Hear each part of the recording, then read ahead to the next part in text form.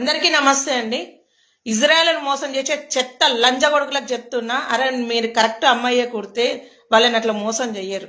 పుట్టించిన దేవుడు మోసం చేసిండు, తల్లిదండ్రులు మోసం చేసిరు, అక్క చెల్లెలు మోసం చేసిరు, ప్రేమిస్తున్నా పెళ్లి చేసుకుంటా అని చెప్పేసి మీరు మోసం చేసిరు. వాళ్ళు కూడా మనుషులేరా, వాళ్ళు అట్లా పుట్టడం వల్ల తప్పు కాదు.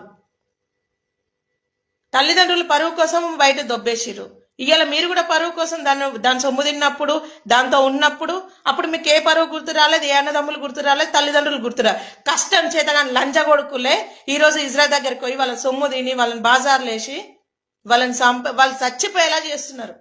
సిగ్గుండాలరా లంచ కొడుకులారా మీకు. వాళ్ళ జీవితం అంతా మోసపోయినాడు. ఎన్ని ప్రభుత్వాలు వచ్చినా ఇజ్రా వాళ్ళకు మాత్రము ఎలాంటి న్యాయం మాత్రం ఏ ప్రభుత్వం చేయట్లేదు. మరి వాళ్ళు ఓట్లు వేయట్లేదా? అరే లంజోడుకులారా, మీ ఇంట్లో కూడా మీ తల్లి, మీ అక్క, మీ చెల్లె కూడా ఒక ఆడదేరా. పిల్లలు పుట్టరని తెలుసు కదరా.